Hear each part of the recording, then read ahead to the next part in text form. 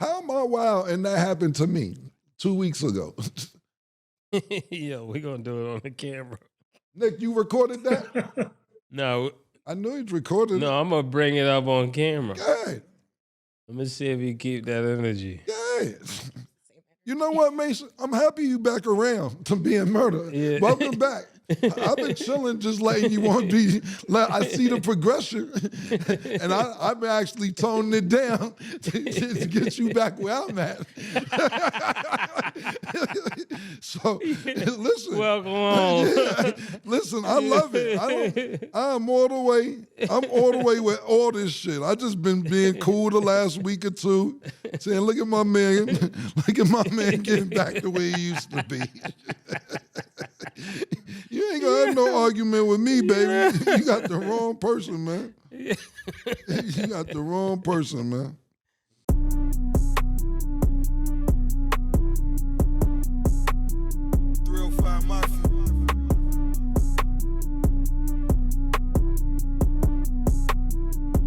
Yeah, look, they love me, yeah, they love me. First love yourself. For that, and God we trust me. I don't trust myself. Your jewelry, I get it took.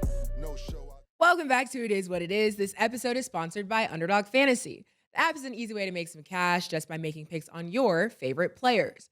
Underdog is available in more than 30 states, including California, Florida, Texas, and New York, just to name a few. Make sure to support the show by hitting the link in the bio and downloading the Underdog Fantasy app.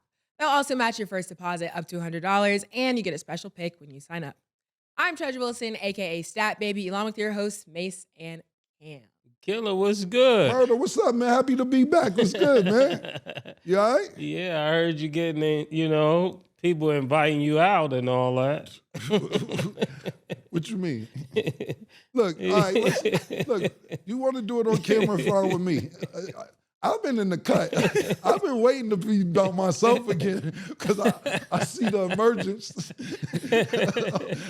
of 133rd Street, 8th Avenue, 116th Street, the West Side murder. I see the emergence. I've been sitting here beautifully watching get back to where it needs to be. Pause. But if you want to talk about what I was just talking about, I forget where I started, but I was saying that, every female isn't girly. You know what I'm saying? And sometimes they like to be roughed up a little bit. All right. It's word everything I love. And I don't mean that in the home. I'm talking about sexually too, man. When I was younger, I learned the body now. I learned a female's body. But when I was younger, I used to just pound bitches out because I'd be like, you're not gonna go home and act like I was trying to lick your earlobe and I was all romantic. I was in Pound Town. I was in Pound Town before I had an address. I'm telling you, when it was a vacant lot, that's where I lived at. So I'm just telling you. I was explaining to Mase, everybody, since he wants to put my business out there, what I was explaining to him is that some girls like to be, roughed up a little bit.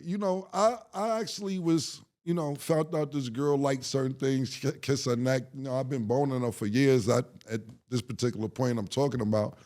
And she told me, Cam, you ain't roughed me up in a little minute. What's going on? And I'm like, see, this is what I get for trying to be nice. Go ahead and try and make love to somebody who don't want to be made love to. And then the last thing I'll say before we start the actual show, Mase, what Mase really is trying to get to is that I had a female that I was dealing with, and she got into a relationship. So I asked her, before you get into this relationship deeply, would you come? Wait, it's kids. We can't say it now. It's kids. They can't hear me. He got here because of this shit, that kid. His mom know how to suck dick. Now, if it's true, it's true. I say it rudely so people get an attitude with me because I'm just harsh about it. When Mace's elegance, Mace's murder. I want the nigga that was coming out to come back. That's why I'm just shutting up about a lot of things. But at the end of the day, this girl, she got into a relationship and she had good head, so I was like, yo, could you suck my dick one more time? And she was like, if my boyfriend could come watch. And I'm like, LOL. And she's like, you didn't say no, and I'm not joking. I'm like, no, what? No, he can't come watch. Like, he gonna start jerking off pause. No, he can't come watch. Secondly, you just got into a relationship and and that nigga's a cuckold off the top. First date cuckold? Nah, man. I don't know if y'all people know what a cuckold is out there. Well, I'll explain to you what a cuckold is if you don't know what a cuckold is. Stat, you know what a cuckold is? See? I don't. This is what I'm saying. For those that don't know what a cuckold is, this is somebody who likes to watch their partners have sex with other people or just sit there and watch. And I just never really got it. Like, it's, I watch porn to keep me out of trouble, so I don't go with the wrong female that night and protect my energy. But at the end of this is fact. White people get black niggas for their white wives. All right, go to porn and type in cuckold. Go to Pornhub and type in cuckold. You see white niggas getting black men for their white wives for Christmas, Valentine's Day, anniversaries, like the movie The Toy almost. You know what I'm saying? I'm telling you, this is a fact. I can't make this up. You started this, so right. this is why we're here. Before we start, where does that say? Let's read it. Where does it say? I'm at the top right. Where does it say? I know you in a relationship, but I deserve some B-Day head. She laughed. And then, oh wait, that's it? Or No, keep going. Me too, and supermarket sweep. Now this. Why the relationship in quotes? Like you don't agree with the validity here. We the same. We both want to be worshipped. Keep going. Yo, no more. You want to be worshipped. She watches the show. This is what I'm trying to tell you. Yo, she talking about no, stop. Just read the letter. She talking about she said I watch the show. She wants to be worshipped. Then she's okay. Let me just because she's complimenting you the whole time. Go ahead. Okay, talk to my boyfriend about this. He said I can give you birthday head if he gets to watch, and you said LOL. She said that's not a no. Still commenting on everything that you post. You said nah, I'm good. But I appreciate it. If you ever get a girlfriend and she want to watch, let me know. She said, word. I can't make this shit up, murder. I ain't making it. You want to be worshipped. This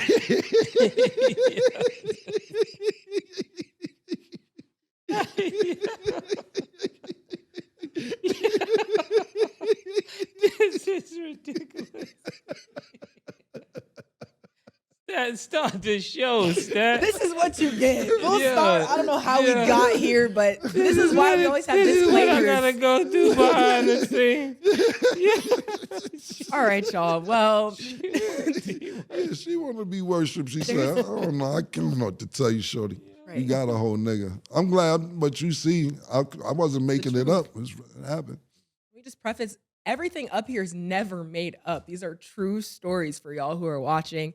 Also, there's no way for me to even segue into this, but today we are joined with our analyst, Mark Jackson. Mark, what's up, man? All good. I've never been so excited to start a second segment. Yeah, Mark. You see, this is crazy, Mark. How you doing, Mark? Mark missed what happened, man. It's all good, man. How you doing, Mark? Good to see you, bro. Good. Good to see you, man. Good to see y'all, man. Likewise, man. Love, you know that. Likewise, man. So we're going to start with a pretty hot topic right now. Mm-hmm. JJ Redick said Doc Rivers is always making excuses. He said it's always throwing your team under the bus. There's never accountability with that guy.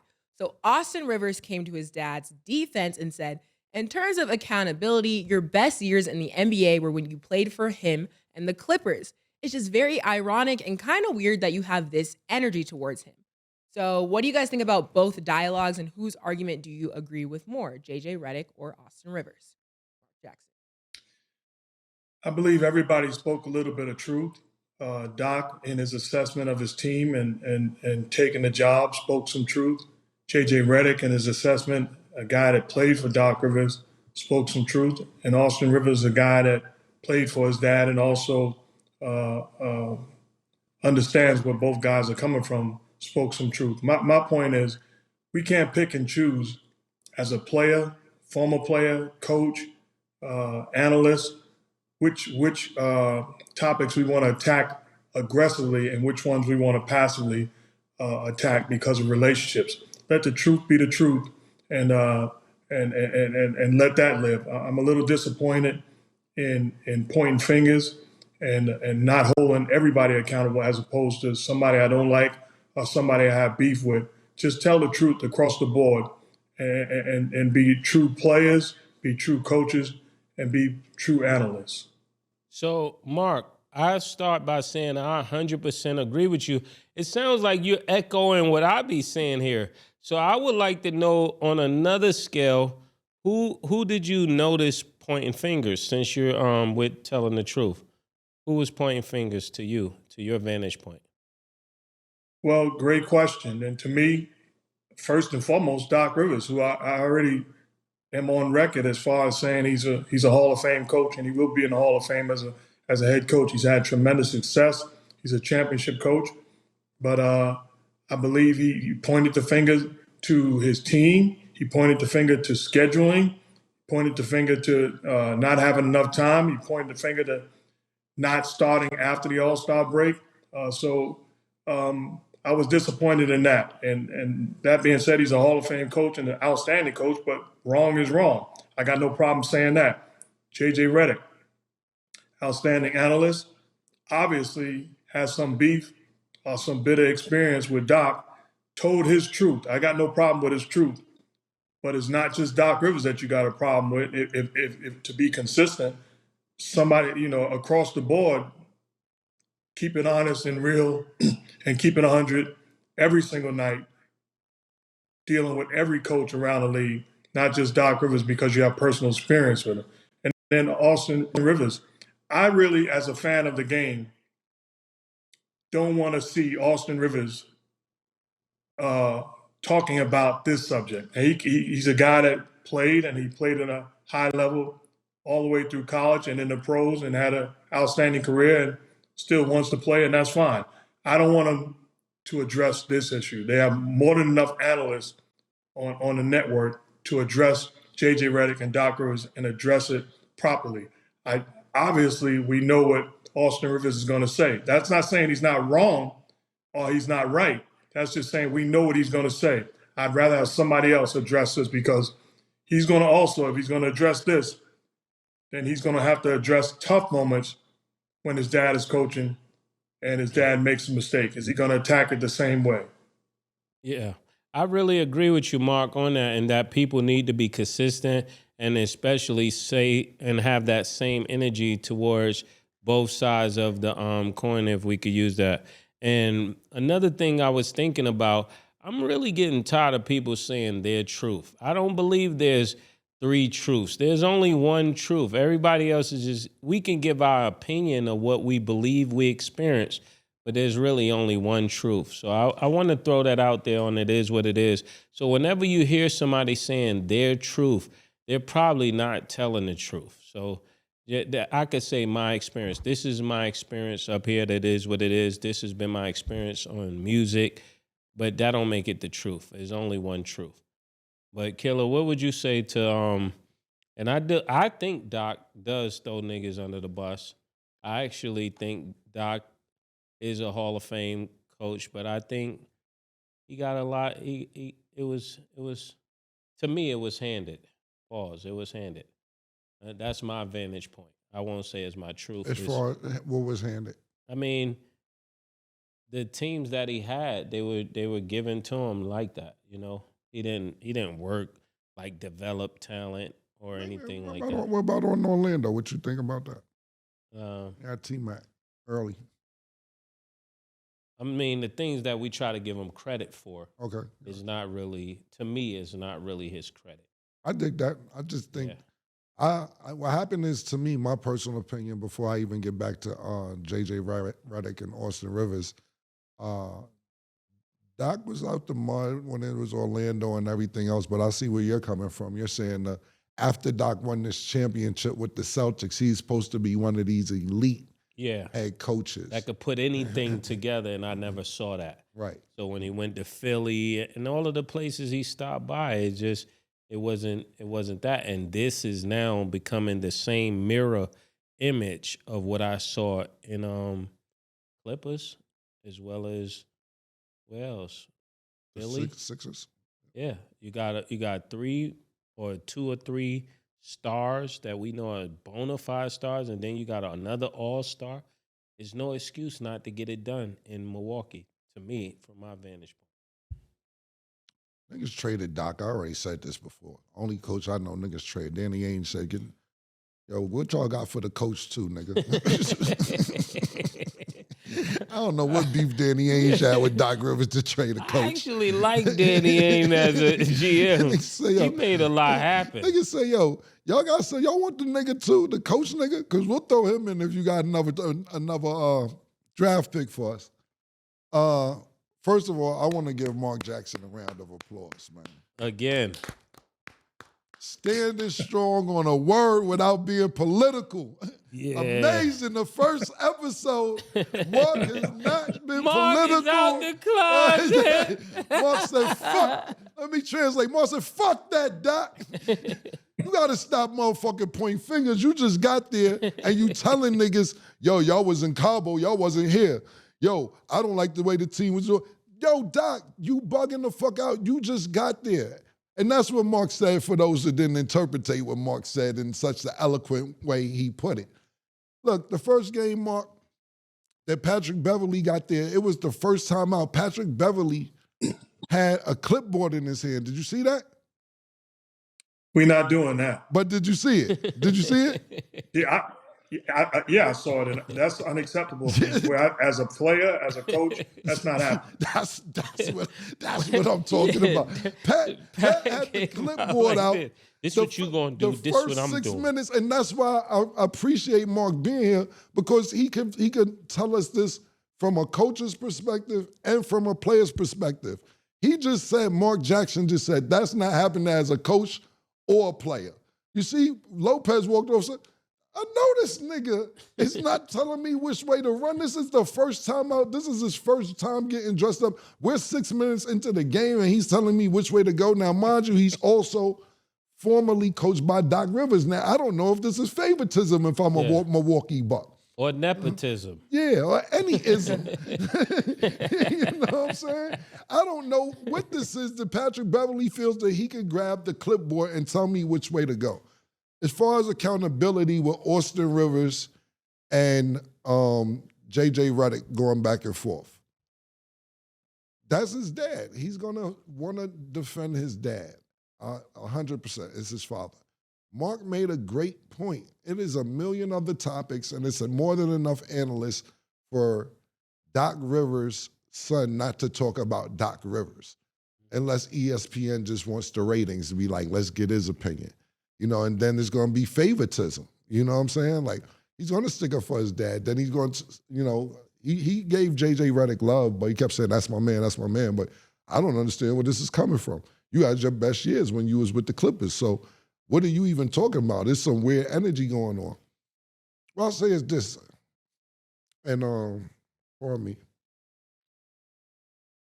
Austin Rivers, you have a job to do. And I know it's going to be hard throwing your dad under the bus at particular times, but it's part of your job, and I know you probably do it the nicest way you can. The nigga traded you, nigga. It was business. He got you out of there. It may not have been what he liked to do or been cool with doing or anything else. He traded you, nigga, because it was business. He traded his son-in-law, too. Doc the only nigga who traded his son and his son-in-law and said, I got to keep my job. So as you being an analyst, a former NBA player who's, I don't know what they call you up there, ESPN, what your exact title is, you have a job to do. And when your job, and when it was Doc's job on the line, I'm not gonna say his job on the line, but when he was asked to trade you or forced to trade you or had to trade you, you were traded. Take that into consideration moving forward when you have a job to do. That don't mean y'all not gonna have Thanksgiving together. That don't mean y'all not gonna have Christmas together. Argue, bitch about it, do what you gotta do. But when it was his turn, you had to go. Just that simple. That's actually a really good point, because I think regardless, and I'm sure obviously all of us up here have relationships with different people, but like when you are an analyst, that's literally what we're supposed to do. And I get it, because like that being your dad is real hard to sit here and have, because I feel like Doc Rivers has been the main storyline, honestly, on every outlet. So when everybody's bashing your dad, this was just the time for him to say something. But I want to ask you guys, so you guys did bring up Patrick Beverley. He did. Real quick. Yeah. And just sitting here thinking about it, I don't know if I could do that to my dad. Right. If I was, you know, Nah, I ain't growing my dad, so I probably wouldn't care. But I'm Right. thinking about my son trying to do that Yeah. to me. I don't know if he'd be able to do it to me. But at the end of the day, y'all are in the business called sports, whether it's ESPN, the NBA, and what his son is getting paid to do. That's part of the job. But I think, and I want you to finish saying what you're saying, but I think Mark made an outstanding point at the top of the segment. It is more than enough people to talk about Doc Rivers than to let his son do it. I definitely agree. So yeah, I wanted to get you guys' opinion because Patrick Beverley jumped in the conversation as well. There's just like a lot of different layers from different people. Pat Bev said to JJ Redick, "This man, Doc, actually saved your career, started you when no one else wanted to, and you retire, go on TV and say that." JJ Redick then said, "Pat, my guy, I had a 4-year offer with player option for the same money to be a starter for a different team. Fuck out of here, save my career." So what do you guys think about what Pat said and JJ Redick? Mark, I'm gonna let you go first. Well, that's a lot to unravel. They got, it's just too much free time. JJ Redick had an outstanding career, and he's having an outstanding start to a second career. I don't think, I remember playing against the Clippers in the playoffs as a coach. And game planning against his ability to come off screens and knock down shots. Incredible. One of the all-time great shooters in the history of this game. Had a great career. So I don't know how true it is that he saved his career. I thought injuries shortened his career. I can remember walking the streets of Beverly Hills one time down by Rodeo and seeing JJ Redick walking, and he was walking gingerly, recovering from back injuries and trying to get back to full strength. So I don't know how much Doc saved his career. They're not going to save your career unless you got game and the potential to help a team. That being said, again, Patrick Beverley is a guy that's going to, obviously, because he's back in Milwaukee and back with Doc, and Doc's one of his guys, he's going to get his back. I respect that. But again, getting back to what I said from the beginning, speak up for all injustices. Don't just pick and choose. When you see something, say something. My problem is when you pick and choose, when you decide because this is my guy and he took care of me, I'm going to take care of him. No, if it's wrong, it's wrong, and if it's right, it's right. Mark, do you think JJ Redick never spoke up for you? I'm not sure. I don't take notes like that. Oh, some jump out, some don't. Yeah, because when you were speaking, you sound real passionate about that. So I just wanted to make sure. You mean for JJ Redick or against him? No, against what he's doing, because me listening to you, it came across as if JJ Redick is aggressive about this situation, but there's a lot of situations he's not as passionate about when he's speaking. No, I see what you're saying, but this isn't against JJ Redick. This is For really everybody. against everybody. So it's for JJ Redick speaking his truth. I respect him saying what he's saying, but I also respect Patrick Beverley not sitting at home realizing, oh, somebody going at my guy. Let me get back at them. So he's not sitting back as a sideline reporter. He's a guy saying, I got to speak out against something that I know is not true. So I respect both guys, but I think we should have more of that across the board. If somebody says something that's not true, don't sit back, jump up and say something. My only, and I don't really have too much to say about this topic. Only thing I would say is if I was Pat Beverley, is just be careful who you sticking up for, pause, because you get traded a lot. You'll be sticking up for the next nigga next week in Toronto, then in Portland, then in Memphis, then in Sacramento. De'Aaron Fox is the best, nigga. Ain't nobody fucking with De'Aaron Fox. Fuck is you talking about? Next week. What's the new nigga in Portland? The nigga they got Dame out of there for. Scoot Henderson. Yeah. Scoot. Ain't nobody fucking with Scoot and Simons, nigga. Yeah, Fuck is you talking? Simons. Patrick Beverley is a very, very good teammate to have when he's on your team, but we don't know how long he's gonna be on your team. Okay. And then the reason that all this discussion kind of got brought up was because Doc Rivers said he didn't understand why the Bucks fired head coach Adrian Griffin. So what do you guys think about him saying that publicly? And then does it seem like Doc is not taking accountability to you? I would have a suggestion to Doc: don't talk about it, because he was a consultant for the Milwaukee Bucks. So obviously there was some dialogue before, during, and after. So I would just tell him, leave it alone. Doc was a and not have any. consultant, Mark?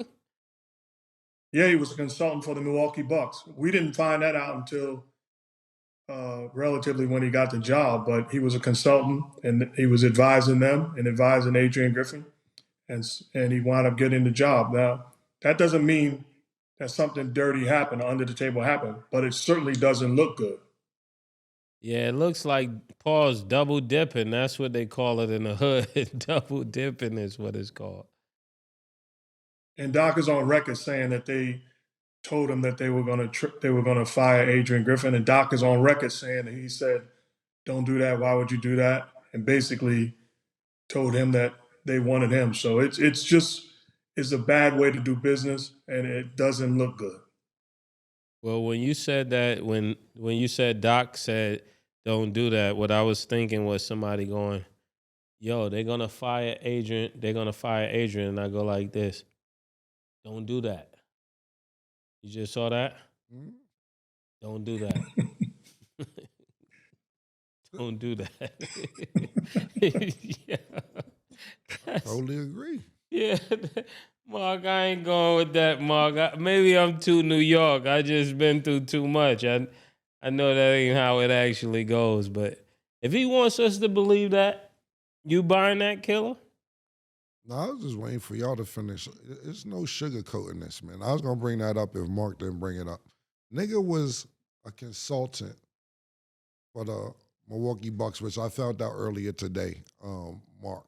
And I was sitting there saying to myself, so you're consulting the Bucks, which means for people who don't understand what consultation is or consulting, giving them advice on what to do with their organization. I don't know in what capacity, how much credit they gave him, how much they were taking into consideration what he's saying, but a consultant basically gives you information on how to run things. We're talking about basketball. If he's consulting the Milwaukee Bucks and he tells them, so he says, don't fire the coach, and he's consulting them, why aren't they listening to the consultation that they are given from Doc Rivers?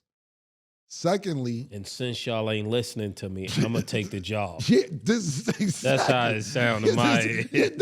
I'm just going slow so people at home can understand, because we may be going a little fast for people. So you're not listening to his consultation. And matter of fact, we don't even want you to be a consultation anymore. We need you down on the sideline to coach. Fuck the whole consultation thing. And while we're at it, we'll just throw you $40 million to do it. We don't want to listen to you, but you should run our team. Yeah, exactly. So, talking about fishy, shit smell fishy. Yo, Doc, you ain't low, yo. Like, you not low. Come out, Doc. Yeah. Come out, Doc. They got us. Yeah. Dog, this is not, you're not low, bro. Then you come. So let's break it down. I was just trying to go slow for the viewers who didn't understand exactly what's going on. Doc tells niggas don't fire the coach. They fire the coach. He's supposed to be the consultation for the Milwaukee Bucks. Turns into the head coach, gets $40 million, been in there 10 games, he's 3-7, goes into the All-Star break, tell niggas, I don't know what's going on with the team. Half the team was here, half was in Cabo. Mind you, coaches the All-Star team, 10 games in, 3-7 record, when there's countless other coaches who've been from the East who've been working their ass off to coach. But Doc ends up coaching. Who gets the MVP? One of Doc's players get the MVP. from the team. This whole shit stinks. It stinks, bro. It stinks to high heaven, and I don't like it. I'm telling you that right now, Doc. And if I was, and I don't know what I would do if I was one of the lower level Milwaukee Bucks, but I would get an investigator on your ass. I'm telling you right now, I would find any little glitch because you fucking around playing games soon as you get there. And as far as I'm concerned, the Milwaukee Bucks organization is playing games too with all this consultation. Don't fire the coach. And now you're the coach. It shit is messy and it stinks and you're not winning. So we're going to be watching this closely. That was a great point because that's exactly what I was going to say because nothing is making sense. Even when he like accepted the offer and he was like, I wouldn't wish this on anyone, but like still continues to take every single offer handed to him. It just doesn't make sense. And I know we're watching it live, but it's like if we're not getting it, what are you not getting that's supposed to make us believe you even further along down the way? Like it's just not. Take this money from me. I don't want all this money. Yeah, I don't need it. I would really, and he's not going to do it, but I would really appreciate if Doc Rivers be like, fuck you want me to do? Yeah. And not in necessarily them words, but so you telling me I got an opportunity to coach Dame, Giannis, and go win another championship that's almost right there and take 40? Fuck you want me to do? Period. What you want me to do? If these opportunities keep coming my way, well, I'm supposed to say, you know what? I'm not deserving of it. I'm not knocking Doc. I'm just saying at the end of the day, it ain't his fault these opportunities are being presented to him. Because if I was in his shoes, I would take these opportunities just as fast as he's taking them. The question is the organizations and the people who's giving them these opportunities. Why? What are you going off? What resume? What has he done? What statistics? Why? And if you sit there and say you're doing consultation and then tell them to fire the coach and you became the coach, you did tell them to fire the coach, Doc. Let's just put that out there, all right? You told them to fire the coach. You're trying to clean it up. There's no way that they're doing consultation because you gave them the green light, and I don't know this, to say, well, I would love to coach again. You know, a nigga throw it in the air. Yeah. If I had a chance, Maybe not here. Yeah, maybe not here. Yeah. But if I had the opportunity to coach again, I don't know if I could do this consultation thing for so long. But I definitely want to coach again. Nigga said, Doc Rivers, Adrian. Well, Doc did win the championship in the 1807. Like, yo, my nigga, fuck out of here, bro. This stinks, Doc. I'm sorry, Austin. Okay, so we have two more topics concerning around the Bucks organization. So Shaq told Dame, I've been in the position you're in before. You and Giannis are being too nice. When it's all said and done and it don't work out, 3 people are going to get blamed. You, Giannis, and Doc. Got to make sure the troops get it done. No reason with Doc being there. Y'all are 3-7. When you get back, grab people by the neck and say, this is what I need you to do. Do you guys think that Dame and Giannis are being too nice? I'm not sure if they're being too nice. I would say they're not being vocal enough. You can lead without being a rah-rah type guy. You look at the Golden State Warriors, and Draymond Green is the emotional leader of that franchise in uniform. Steph Curry is clearly the franchise player and an all-time great. We know what Klay Thompson brings to the table. So they allow Draymond Green to be the type of leader to get them to 4 championships. You don't have to have Giannis and Dame be that type. And I think adding Pat Beverly does bring some of that to the table. But Pat Beverly, at best, is a backup point guard to Dame Lillard. And I think what Shaq was trying to say, basically, when Pat Beverly grabs the clipboard, Dame Lillard or Giannis, there's got to be some pushback towards that. That's an opportunity to say, oh, it's not about what's on that board. We've seen Adrian Griffin work that board. We've seen Doc Rivers work that board. The results aren't on that board. The results are in between these lines. And let's find a way, individually and collectively, to go out there and get it done. Until we do that, we're going to continue to fall short. This is all rhetoric. Like, realistically, Dame just gotta. He either gotta accept that he's gonna be number 2 or take the league. It don't boil down to nothing else other than that. It's like the passive aggressiveness. You're at a new spot, but if you're a dog, you just everywhere you land, you're a dog. That's one thing I appreciate about Cam, and I appreciate that about myself. Everywhere we go, we're us. There's no way you're gonna bring us that we're not us. Like somebody like, yo, Mase, I need you to come in and do this. It's probably not gonna happen. Everybody knows that because I'm gonna be me everywhere. Cam is gonna be Cam everywhere. And that's what we're looking for with Dame. Dame, we need you to be the Dame from Portland in Milwaukee. If Giannis came to Milwaukee, you wouldn't be trying to work all this out with Giannis. You'll be doing what you're doing and like, yo, Giannis, jump in, pause, get going. But if you're trying to think who gonna take the shot, how we running the offense, I got the rock, bro. I got the rock. Everything is coming through me unless somebody say something different. That's a good point. First of all, Shaq holds a lot of people to high expectations. Whenever he talks, he's disrespectful to a lot of people. I don't think this was a disrespectful situation. I think he was giving Damian Lillard some advice, but he disses everybody. He disses Dwight Howard. He disses JaVale McGee. You know, everybody's all big men. Oh yeah. He disses what's the name to his face too? Donovan Mitchell. He said, I don't think you like that and could get your team to the next level. You know, Shaq is very hard on players. What did Donovan say to that? I respect it. So you'll see. One of them, it's all good. You'll see. I would have slapped Shaq. Nah, let me stop. Shaq, you know I wouldn't slap you. I'm just playing. Yeah, we ain't got time for Shaq at this glass right here. We ain't got time. Shaq can pop up with a badge. Open the door, nigga. That was like Devo. Nigga said, you know I be talking when he leave. But then when he leave, I start talking again.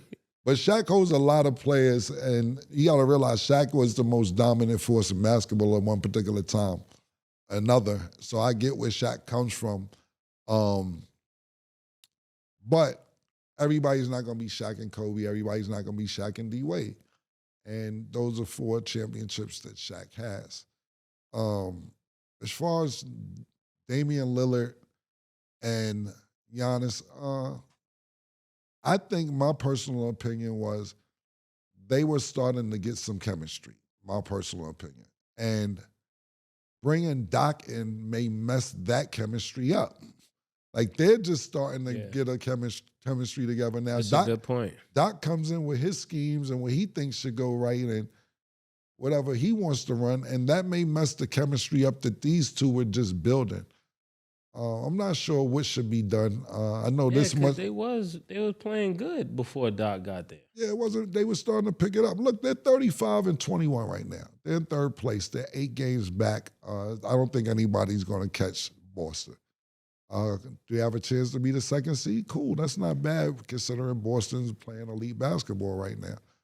But what I'll say is, I just think it is definitely about Damian Lillard and Giannis, but we talked about this before a few weeks ago. Chris Middleton has to step up, man. Chris Middleton needs to be that 3rd player on that team for them to get anywhere, because when they won that championship, Chris Middleton was he was the 2nd option on the team that particular year, actually. And Drew Holiday, that's what's also me and Mase talked about off the show, that his defense was unappreciated. And I'm not going to say unappreciated. When they traded him, it's a lack of that. You're missing his defensive presence. And Damian Lillard can't play defense as good as Drew Holiday can. Maybe a way better offensive player. I'm not saying Drew can't play offense, but that defensive presence isn't missing it. Maybe that's why they brought Patrick Beverley in to get that back. But Chris Middleton is simply the key to them winning. He's Ray Allen with Boston. He's Draymond or Iguodala, whoever you want to say, on Golden State. That 3rd option. Yeah, he's Chris Bosh on Miami. He's the third option right now. And listen, it was a time he was the second option. Yeah. And for that's the on championship. Doctor. That's on Doctor to draw up plays that get them involved and to run schemes that get them going early. Pause so they can have that third option. Yeah, That's all on the coach. And he got to be. And don't get me wrong, he's injured a lot too the last couple of years. So he got to, you know the slogan. He has to be available to play as well. No, you make a great point. When they won a championship, down the stretch of ball games, their best offense was a pick and roll or two-man game with Giannis and Chris Middleton handling the basketball, being a scorer or facilitator off of it. And you make a great point also, Berta, is Doc has got to figure out a way to control the game by picking and choosing whose hand the basketball is in to make plays and be aggressive. There's times you want to initiate with Dame Dollar. There's times when you want to get Giannis going. You have to make sure you get both guys opportunities to have an impact on the game on a nightly basis. Okay, and then last topic concerning the Bucks before we go to break. Giannis says he doesn't watch basketball or know how people play until the game. He said stats, highlights, how people play. I have no idea, and I love it. I love when I go to the game and have no idea who I'm playing or what they do. It makes it harder. What do you think about him saying that? I hope it's not true. I really do hope it's not true. I mean, Why is that? Because I mean, you're trying to win a championship, and he's won a championship, and I haven't. But I know what it takes to win one. I know the amount of work, energy, and effort that you have to put into it to win and to get there. I have to understand, not because my coach has told me how Jason Tatum and Jaylen Brown attack on the offensive end, what the Celtics do down the stretch of ball games, what the Knicks are doing to be a relevant team once again, what the Miami Heat do. I got to be able to watch the game and understand individuals and team tendencies to put myself in the best position to win when it matters most. I can't all of a sudden come in a huddle and say, well, which way should I send this guy in the pick and roll? I should have watched that night in and night out. I understand the responsibilities of being a husband, a father, a bus driver, taking to school and picking up. I'm not saying don't do those duties, but spend time understanding your craft and putting yourself in position to win. That's by studying the game and studying the tendencies of the players that you're going to face in a month or two down the road. And I think that's the problem, and that's the disappointing part. So I hope that that's not true. That's like me saying I'm coming on here and I'm going to be an analyst with basketball, but I don't watch games. I'm just going to freestyle. At some point, I'm going to get exposed. Yeah, I mean, this better be just an exaggerated point. Maybe he's doing satire like we do sometime at the show. I think Giannis, I think it may be true though. He probably don't watch basketball because when you think about it, if I was 6'11" and I had that, all of that with just handling the rock, I would be dominating. But when you're not watching tape, this is probably why he's not dominating the way he should with that physique, with the athleticism, with the skill set that he has. If he just developed a few more things or took the game probably that much more serious, he probably could have 3 championships already. But he's probably not watching. And again, we are saying probably, but he was trained by Kobe. None of this is Mamba mentality. If my memory serves me correct, he was trained by Kobe. So Kobe definitely is preaching that Mamba mentality. And to say I'm not even watching the games, this is gonna be a problem with his growth and how he should be getting that much better every year. So now that I heard this, I'm gonna pay attention to how much better he gets every year. I think it's some stupid ass shit to say. Shit is dumb. Why would you even say that, even if it's true? Why would you say that? I don't watch nobody. It's part of your job to watch other players to be better. Secondly, I think you capping, nigga, because 3 years ago, he was like, oh man, LeBron James the best player in the world. And the next year, he was like, Kevin Durant's the best player in the world. How you know who the best player in the world is if you ain't watching niggas? They know who the best player is in the world. That's a great point. You just sitting there and say, oh, when they play against me, they got to be the best player in the world. Nah, you watching them niggas.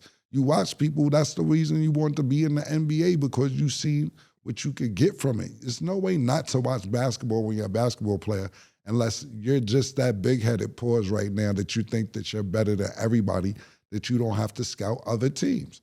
It's always somebody up and coming, pause. It don't matter if it's the 6th man, the 7th man off the bench. Look, I had no idea about Bruce Brown until last year with the Denver Nuggets. And if you don't do a scouting report and you just say, I ain't worried about the nigga, the 6th or 7th man coming off the bench, the next thing you know, he got 23 points at halftime. You're like, maybe I should have watched the Denver Nuggets play to know that this nigga may be a problem. Stop capping, stop lying, and if you are serious, it's ignorant. You have a job to do. Get paid 9 digits to do it. Nah, Killer, I don't agree with that. Maybe he's going with the Floyd Money Mayweather mentality. And he said, you know what? I don't watch people. I just do my best and make them adjust to me. And as much as I love Floyd, and one thing, Mark, as much as I love Floyd, Floyd does say that 100%. And then Floyd slips up too. He says, nah, I watched when he had Fort Kodo. And then Floyd was capping. I thought you caught that out of here. Sometimes, you know, Floyd my man, so I would have never brought that up if you didn't. But sometimes you always slip. It's like what the nigga in Men's Society said, but you said 11:30 you was in the store. You just fucked up, right? So sorry, Mark, what was you gonna say? No. You made a great point, but I'll say this. With Floyd, it's his greatness against the opponent's greatness. It's a one-on-one situation. So he can believe that no matter what the opposition does well, I got a response for it. And he has been right his entire career because he's undefeated and retired as an undefeated champ. Giannis is playing a team sport. So he has to know the tendencies of individuals and teams. He's got a responsibility not to watch every single night, but certainly to pay attention to the game. The last thing I'll say is, I hope that he was just lying, satire, or telling a joke or what have you. And it leans towards that because I remember a couple of years, the great Coach Popovich said he doesn't watch film on teams. And we know that that's not true. So I would hope that it's just making a joke and pulling the leg of journalists. He's an all-time great basketball player. He's a champion and a guy I got a lot of respect for. Mark, let me ask you this as a coach and as a player. In practice, do y'all watch film? Some coaches watch more film than others. Absolutely, you watch them. And what you don't watch, sometimes you watch a whole first half or a whole first quarter when you do something so well or so bad. But most of the times, it's a sliced up edit, offensively or defensively, or both, that you've put together, 15, 20 clips of what you're doing well and what you're not doing. So you definitely spend time. Now, let me ask you one more question. If you're preparing for a playoff series,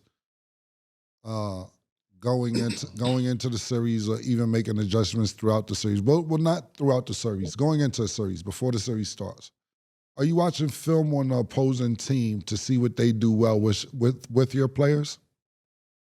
We have sliced up their offensive sets and what they do defensively, how they defend us. Right. But we also know I hold guys accountable because not only are we watching film, we're going on the court and we're going over the plays. So if I said, well, 52 slice is a set that this team that we're facing in the playoff runs. Okay, Giannis, what is it? I expect, because we've gone over it in detail, it doesn't matter if my 4 assistant coaches know what it is. Obviously they do. What matters is the guys in uniform, the 5 guys on the floor, understanding as well as the opposition what 52 slice is. And because we prepared and studied for it, we watched film on it, and we've gone over it on the floor, we should know their offense as well as they know it. And that doesn't mean, because we're dealing with the 420, 430 best players in the world, you can have everything down to a detail, knowing what they're doing, and they can adjust and score over you. Like I said, I'll take great offense over great defense any day of the week. So you might not have an answer for a particular player or a particular team on a given night. But what you do is put yourself in the best possible position by understanding what they're trying to do to win ball games and win a possession. Thank you, because I was being sincere asking, because I never been in an NBA 7-game series about the coach one. So that was a great question. So basically, from what Mark Jackson is just telling me, when it's time to do these sliced up videos and prepare for a team, Giannis just says, fuck that, I'm not watching. I'm gonna go get something to eat with my brother. And when y'all finish watching videos and get in the court, y'all let me know. Yeah, maybe he doesn't have to watch it. What Doc gonna There's do no way. about it? What Doc gonna do It's about not it? true. There's no way. It's not true. He got his brother on the team. It might be true. If I coach him, he can have his brother and he can have his whole family. He's that phenomenal as a basketball player. That's all right. That's not the issue. On that note, we're going to go to break. And when we return, we will discuss Jokic's comments about Luka. Pink horsepower. She called this thing about toxic. What's happening, baby? Baby, what's happening? Why you walking like that? That's how I walk. And then like you come on breathing on me like that. I fucking breathe to live. And like you used to be dark skinned and now you act like hella light skinned. Are you fucking blind? I'm dark skinned. What the fuck? And then like look at your beard. What the fuck is Your wrong with beard my looks beard? stupid. What the fuck are you talking about? No, I don't even like it. The way you breathe in all of that. Has this ever happened to you? Your girl seems to be mad, angry, upset. She's frustrated. It's only one way to handle that. Pink horsepower.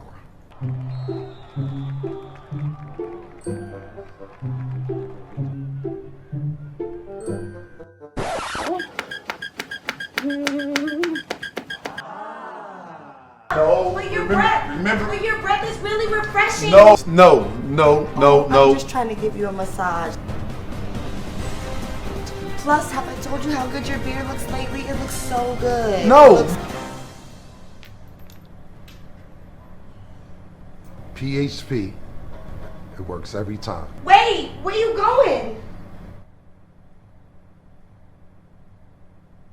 Welcome back. Now let's get into our Underdog Fantasy picks of the day. On Thursday, the Knicks will play the Sixers. Underdog Fantasy has Jalen Brunson at 29.5 points. Do you have him higher or lower, Mase? Who they playing again? The Sixers. Sixers playing who? The Knicks. And who? Knicks versus Sixers. Jalen Brunson, 29.5 points.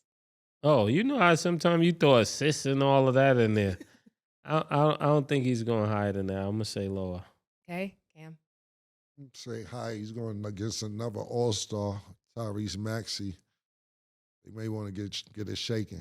I'm going to go higher than 29. Okay. Josh Hart is at 8 rebounds. Do you have him higher or lower, Cam? Lower. Lower. Oh yeah, they ain't got Embiid. He's gonna get higher than that. I was thinking him driving down the lanes and Embiid being there. It's not gonna be a good go. Right. Okay. And then Tyrese Maxey is at 36.5 points, rebounds, and assists. Do you have him higher or lower, Mace? Lower. I'm going to go higher. He said Embiid ain't there. He's required to do a little more.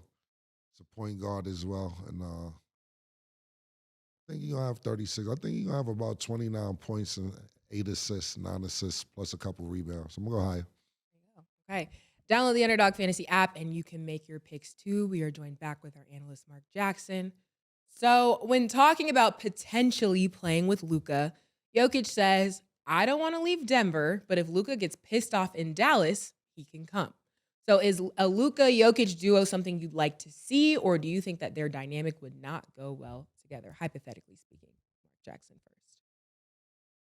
No, it'll go great. You're talking about two, in my opinion, two of the greatest players ever, and if we redid the top 75 players, you'd have a bunch of players in today's game, removing some of the great historic players of all time.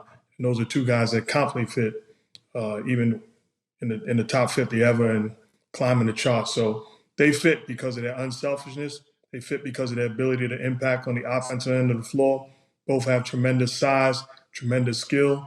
I think they fit without a doubt. And I think if Luka decides to leave Dallas, it won't just be the Denver Nuggets trying to acquire him. It'll be 29 other teams trying to make it their home court his home court. He's that special of a talent. Let me ask you this before Mace says anything, Mark. Would you get rid of Jamal Murray for Luka right now in a trade situation? As much as I wouldn't want to, you're talking about Jamal. If I was Jamal Murray myself, I would say I understand. Even though I'm mad we won a championship, I understand you trading me for Luka. that's how cold he is as a basketball player. And I got great respect, appreciation, and admiration for Jamal Murray and his impact. A guy that doesn't get enough credit for how special he is, and you can make the case should have been an all-star because coming off winning a championship. But I would certainly understand because of Luka's ability, his size, his ability, and he's going to be around for a long, long time. I would understand if you made that trade. So yes. I would not trade Jamal Murray for no Luka. Me neither. I'm not going with a maybe for something that's already definite could happen. Yeah. But go ahead, Murdoch. What's the maybe? Maybe if Luka gets there, they may win a championship. You know with Jamal Murray, his potential to win a championship. I mean, you can't say definite because it's year to year and a few pieces have been changed, but it's arguable to say Reggie Jackson could fill the shoes that Bruce Brown had last year. And Joker's still young. They have the same coach. They have the same chemistry. Reggie Jackson didn't get a lot of playing time last year, but he was there for that championship. This is a team that knows what it takes to win a championship because they done it and they're all young in their prime. I'm not going to say they spring chickens, but they're not even close to being over the hill. You're taking a maybe Luka get there and figure out chemistry between him and the Joker, him and the coach, him and the rest of the team. And Luka's very ball dominant because he has to be in Dallas. And I see him and Kyrie are doing way better than they finished the year off with last year. But when I say a maybe, y'all might win a championship as opposed to a team that's already won a championship. And not just won a championship, they look very dominant doing it last year. Let me ask y'all a question. I don't mean to try to play host stat. That's your job. But Yeah. let me ask you, who's the better player and is it close? I say that and I respect Jamal Murray and how great he is as a basketball player. Who's the better player between the two? And would you trade them based on talent alone? I'm going to say Luka's the better player, but being the better player doesn't always mean it's best for your team. You can sit here and I ask you, who's a better player, Charles Barkley or Robert Horry? Charles Barkley. Who has more championship rings? That's really a rough. So you're telling me you wouldn't trade Robert Horry for Charles Barkley? No, we're saying that Charles Barkley played with the same people that Horry played with, and he couldn't get it done. Sometimes it's about fitting into a system, and what I'm saying is Robert Horry fit into the right system a few different times, and it worked out. I don't know if Luka could fit into the Denver system and they win a championship. If you asking me who's a better player, Luka's a better player. I totally agree. Would he work in Denver? I don't know. And that's up to the coach, like we was talking about Doc Rivers, to figure that out. But would I trade Jamal Murray for Luka with this team right now? No, for me, it wouldn't be about who's the better player. It's about the chemistry of my team, knowing that we already won a championship with this particular team, at least the key pieces anyway. You still got Caldwell Pope. You still got Aaron Gordon. You still got Joker. And then replacing Bruce Brown, you have Reggie Jackson. I like this team. I like this team a lot. I wouldn't risk getting Jamal Murray out of there for Luka when I already have championship DNA with this particular team. Yeah, and Luka will slow that team down, actually. And when you think of Jamal Murray in the clutch, he can get any shot. I don't think Luka could get any shot. I like Luka in the clutch. I just don't. But we have to realize, for me personally, and we talked about this at the beginning of the season, pardon me, before Mark even joined us, does Luka make his team better? That's the question. He's a great individual talent, but is he making the players around him better? That's the question. And we can't use that with Kyrie Irving because Kyrie Irving's already a spectacular talent by himself. He don't need he's another one that doesn't need help to make him better. He's one of the best finishers under 6'2", 6'1", that I've ever seen in my life around the basket. But is Luka making a team better? That's my question. But to answer the question, Mark, the only reason I brought the Horry and Barkley situation up is because I want Charles Barkley on my team 1,000,000 times more than Robert Horry. But if I have a situation already where I won a championship with Robert Horry as opposed to getting Charles Barkley, and I'm like, nah, Charles could fuck this up. We got a situation where, look, Mark, I'm pretty sure you remember when Gary Payton Karl Malone. I know Karl Malone got hurt that year. Went to the Lakers. Went to the Lakers and tried to cheat a championship. Super team. Yeah, it tried to steal a championship, and it didn't work. So that's the answer to your question, Mark. I guess giving you a better example, Harrison Barnes won a championship with the Golden State Warriors. Right. And then was up 3-1 the following year. And they had an opportunity after losing to get Kevin Durant.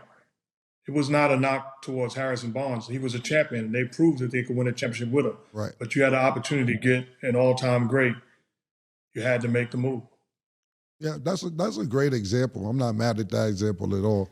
But we have to realize, and I'm not saying Luka isn't a superstar on the highest level, but I don't know if Luka is where KD was at that particular point. Like, nigga, KD was just 27, 28 years old, 7'4" wingspan, shoot the three, and he goes into that system. It's no way to lose with that system. When you're sitting there saying you'll throw him in with the Joker and Caldwell Pope and who's on the other one, Aaron Gordon, no disrespect to none of them guys, because I love that team. They don't have the greatest three-point shooter ever on the team. And they don't have the second best three-point shooter of this generation on the team. Those were both on Golden State with Kevin Durant getting there. The best three-point shooter ever, and then the second best three-point shooter, at least for this generation. And then you add a third 6'11" shooter, you kind of got to do that. And we can't do that to Jamal Murray and put him in the same category as Harrison Barnes. Come on. I didn't do that. Don't stop. Yo, come on. Yeah, you did, Mark. Wild And they will lose pace and tempo by adding Luka. Luka only play at one speed. He's super nice, though. I like Luka a lot. It's just about, when I see Luka, it's just about, he's very ball dominant. He gets a lot of assists now. When I say a lot, 8 or 9 lately, because he's getting double to triple team, because he's such an outstanding scorer. He's he's outstanding talent. Could he lead a team to a championship? That's what I want to know. Okay. And then last one before we wrap. Shaq gave Jason Kelsey some advice on potentially retiring. He told him, "Enjoy your family. I lost my family and didn't have anybody. I'm in a 100,000 square foot house by myself." So what do you guys think about what Shaq told Jason Kelsey? I got a lot of respect for it because of he was honest, open, and he shared, some experiences which would make the road moving forward for Kelsey much smoother if he takes notice to it. Shaq is speaking of a guy that, self-proclaimed lost his family because of some mistakes that he made, and he didn't keep it to himself. So I love the fact that he wasn't shy. He opened up and he gave some knowledge to somebody else getting ready to go through similar experiences in life, retirement, that he's gone through. So I got a lot of respect, and I appreciate the gems and the nuggets. What was that? What are y'all doing, man? Man, it's Shaq Rock. Yo, what is the definition of mistake? Pull that up. Mark said he made a mistake. After this, I definitely have a follow-up question. Yeah, what's a mistake? Mistake is Wait, Killer, let me cook for a moment. I I'm was back. looking at you. I was waiting for Yeah, you to what go. do you mean? Yeah, what's mistake? A What does mistake- mistake mean? defined by Oxford Dictionary is an action or judgment that is misguided or wrong. Oh, then maybe it's a mistake. I don't know. It's about what you want. Thank you man. for not cooking. Yeah, I'm Yeah, not. it's about what you want. Listen, Shaq's my guy. That's my nigga. It's just about what you want. I think What you mean is about what he wants? as you get older, you miss certain things. You may want your wife back or your baby mother's back in your family when you get older and your kids around and have a family. Like he says, he's in 100,000 square feet by himself. Yeah. When you get older and you get all that shit out your system, you like, damn. I didn't even need all these cars. I ain't need all these. I didn't even need all these hoes. Yeah, exactly. Yeah, that's what I'm saying. He going through that. Right, but that's what you want, because you be like, yo, who really makes me happy? I may have missed out on who really made me happy, and now it's too late. Now I'm sitting here trying to figure out at 50-something years old who could make me happy. One person who never really had that problem was Hugh Hefner, and that's why I respect him. I knew you was gonna say something stupid. Why is that Yo, man, yo, shout out to Shaq, man. Shaq, we love you. I love Shaq. Yo. How's that stupid? What is stupid about that? What you respect about Hugh Hefner? Go ahead. Because he was a, I don't want to, he ain't put it on there, but he's in the poly. He's poly. You know, some niggas like the poly. I like the poly. You know what I'm saying? You have to. He liked to be around where he liked to be around. Look, I got my man Tiny Bum, right? And I'm not sure if he's still like this, but yeah, you know, Tiny Bum, when he was getting money back in the days, he would give a girl a car, just meet a girl and give her a Rolex, and just. Yo, here's 20,000. I'm like, yo, what are you doing this for? What's wrong with you? Cam, I don't say nothing when you smoking your weed. When you want to go drink with that's your habit. Yeah. This is mine. And if some people like to have women around for a habit, you can't get mad at Hugh Hefner. Hugh Hefner, you know what Hugh Hefner used to do? When you turn 25, you're too old. Bring in the next 3 set of joints that's 21, and he give you 3 to 4 years. But you could stay with the other people, but you can't be in the bedroom. Everybody in the bedroom was between 21 and 25. That was his thing. That's crazy. I didn't know that. Yeah. Well, he got 100,000. Yeah, you could have left it at you could have left it at that's crazy. I think what Shaq is saying, as a guy that experienced life, is a 100,000 square foot house with 100 girls is not as impactful as a 100,000 square foot house and the right one girl. And I think experience put him in position to understand that. So I have a follow-up question for all of you guys, because when I was thinking about this, it kind of just brought me back to Tom Brady's situation. So do you guys think prioritizing your career over family and relationships can hurt an athlete or artist in the long run? Is that question? I was saying, do you think prioritizing your career over family and relationships can hurt an athlete in the long run? You knew what I was doing, bitch, before you got here, man. Playing ball since I was 7. You got with me because I knew how to play ball. That's what attracted you to me.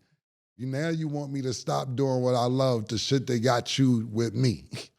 Now you want me to get a minivan and travel with the kids. Don't buy a luxury car no more. This is what attracted you to me. Yeah. You know what I'm saying? Same thing with, and vice versa for females. You get a girl, like me personally, and everybody has different preferences with women. But me personally, if I see you and you got on Daisy Dukes and your cleavage is showing, this, that, third, and there may be a party like that, but if I see you again, then that's what you're doing, and that's what you're doing, and that's what you're doing, and that's what you're doing. And then I wife you, and then I tell you to put on a long gown. This is what you, man, you've been dating this girl for 10 months. Now you want her to cover up. You knew what you was getting before you got with her. You know what I'm saying? So to me, that happens a lot in a lot of relationships. I had a girl I was messing with, and this nigga, and she don't care. She don't care if I have sex with somebody else. Just don't fall in love with them or make them your girlfriend. Cool. Why you keep fucking all these bitches? Why you didn't care? They ain't my girlfriend. It ain't. I don't love them. What's the problem? Well, my feelings is involved. That wasn't in the contract before we started. Well, I don't know where we went with this question, but my answer as a guy that he's baiting you in, Mark. He's baiting you. Go ahead, Mark. He's not baiting me. I played 17 years as a professional athlete. I was fortunate enough to coach 3 years, and at no point was basketball. I said it as a kid But when I got married and had children, at no point was basketball the most important thing in my life. I used basketball instead of letting basketball use me. It put me in position. But my faith in God and my family comes first and foremost before basketball. And I think that's the mentality to have. I got no problem with people that have their priorities in different order. But for me, there's no way in the world I'm going to put a basketball as more valuable or more important or more crucial or essential to my life as the people in my relationship with God.